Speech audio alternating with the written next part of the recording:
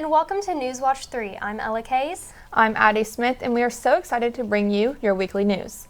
Today we will take a look at a local event here in Wilmore, the Club Trustees event, and a preview of this year's sophomore musical. We'll also have an update on the weather and your Asbury sports updates. An event at Drinkling's Coffee House in downtown Wilmore known as Brews and Brushes took place on Friday, March 1st. Reporter Makayla gives us some insight. Let's take a look. A local coffee shop, Drinkling's Coffee House, welcomes Wilmore, Kentucky locals to the first community art event, appropriately named Brews and Brushes.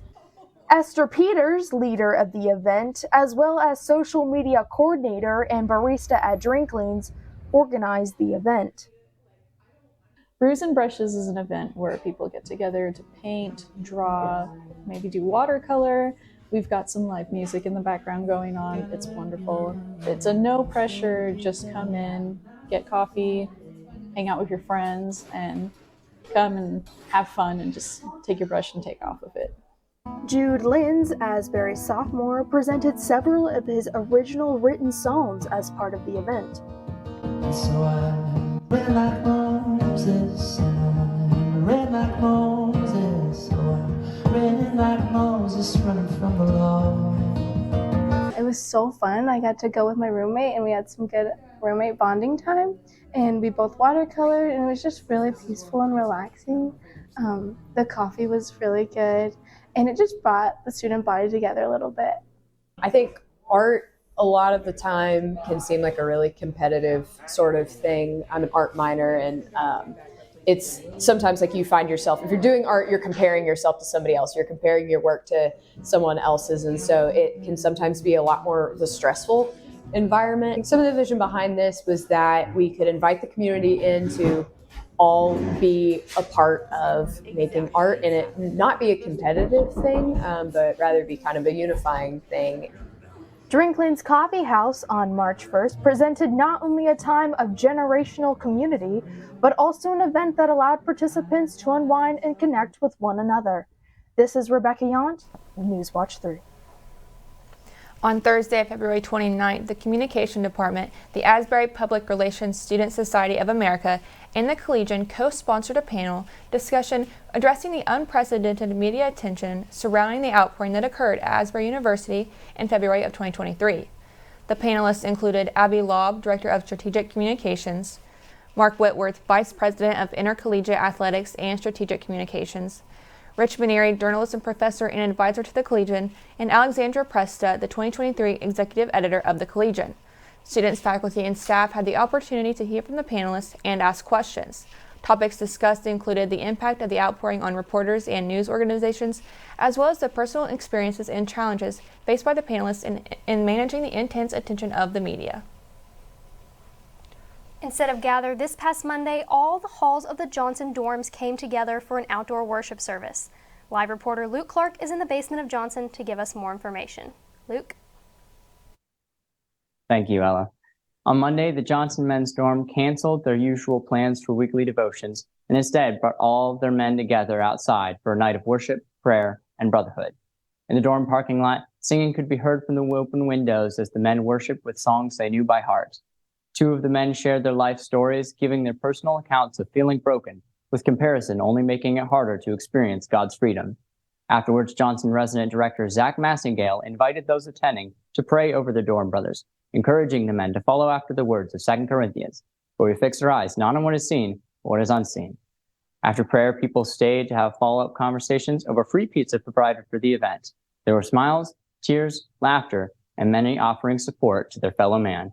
This event followed up a Johnson Trustees worship night from previous in January, and with enough enthusiasm to continue and happen again before the semester ends. Well, that's all I have on that story. Back to you. This past weekend, the Dorm of Trustees hosted the Club Trustees Putt-Putt course.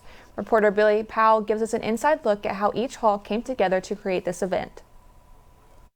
Unlike other colleges, Asbury University doesn't have any Greek life. Instead, students find camaraderie in their dorm halls. Out of the 5 dorm buildings on Asbury's campus, the most overlooked of these is Trustees. Often seen as the not cool hall, Matt Penny, the resident director of Trustees, plans to change that narrative. So Club Trustees is kind of a reinvention of an old kind of dorm activity we used to have called Tunnel of Love.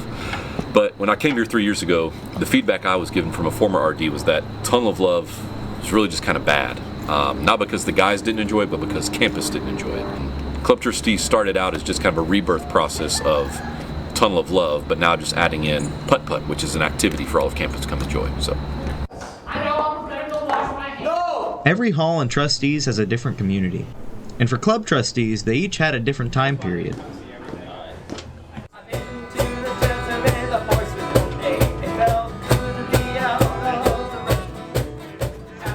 The building process wasn't easy, but with everyone coming together, it wasn't as hard as imagined. So you really need all hands on deck. It's impossible for one person to just pull the entire design all together. You need literally an army. You need the whole hall to come and rally around. And rally around they did. But Club Trustees wasn't just about all the hard work. It was about having fun.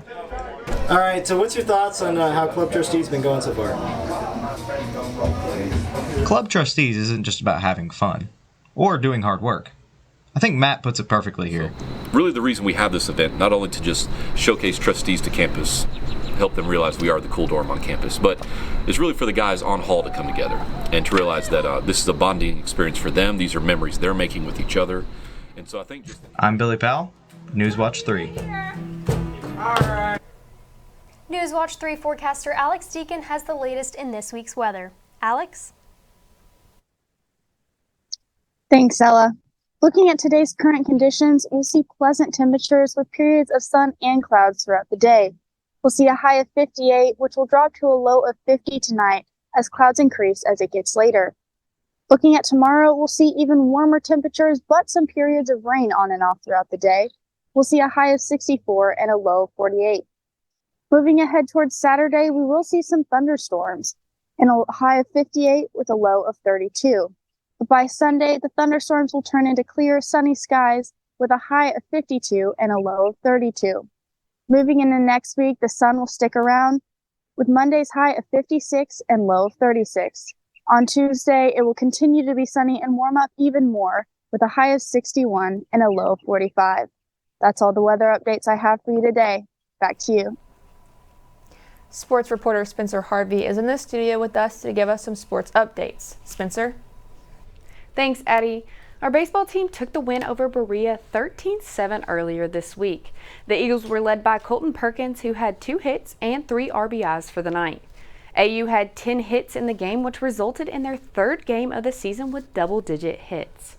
Holton Handel got his first win on the mound for this season with a strikeout and only allowing 1 run. Our softball team hosted NCCAA opponent Oakland City University on Monday. The Eagles got off to an early start, scoring 2 runs, but ultimately fell to the Mighty Oaks 8-2 in Game 1 and 1-0 in Game 2. Taylor Enlow led the Eagles going 3 for 3, including a double and a home run. Josie Deathridge pitched a full game on the mound with 3 strikeouts and only 1 walk. This past weekend, our track and field team traveled to Rome, Georgia to open the 2024 outdoor season. Overall, the team set 2 school records and qualified 5 student athletes for the NCCAA National Championships. Our men's basketball team fell to Alice Lloyd College in the Mid-East Regional Championship this past Saturday. The Eagles were led by Dakota Walden with 28 points and Luke Emfeld with 19.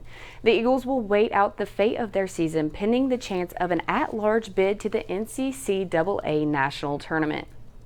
Our women's basketball team will be competing for the Mid-East Regional title tonight here at the Luce. They will be taking on Alice Lloyd College, and tip-off is set for 7 o'clock. That's all the sports updates I have for you today. Back to you, Addie. The path is set for a Joe Biden-Donald Trump rematch. Nikki Haley suspended her presidential campaign after winning just one of the 15 Republican contests on Super Tuesday. As the presidential race now focuses on the 2 frontrunners, both President Biden and former President Trump face challenges ahead of November. Michael Yoshida reports. The time has now come to suspend my campaign. Former South Carolina Governor Nikki Haley suspending her campaign in the race for the Republican presidential nomination. Her announcement, just one day after major Super Tuesday losses, all but ensures a Joe Biden-Donald Trump rematch in November. Haley congratulating, but not endorsing the former president. It is now up to Donald Trump to earn the votes of those in our party and beyond it who did not support him. Now the question is, who gets Haley's supporters? If you agreed with Nikki Haley when she stood up to Trump for things like election denialism or the chaos and division that he represents, there is in fact going to be a home for them in Joe Biden's campaign. Trump responding to Haley's withdrawal on social media, posting, Nikki Haley got trounced last night, adding he'd further like to invite all of the Haley supporters to join the greatest movement in the history of our nation.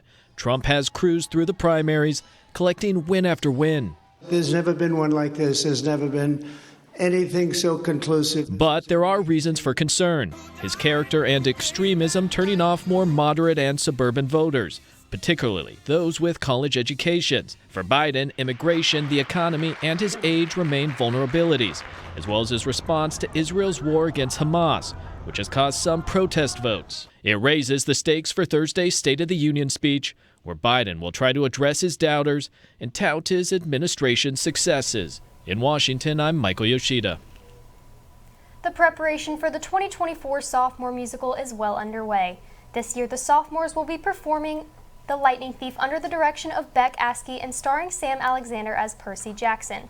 This musical has been described as fast-paced, high energy with sword fighting, dancing, laughter, and more.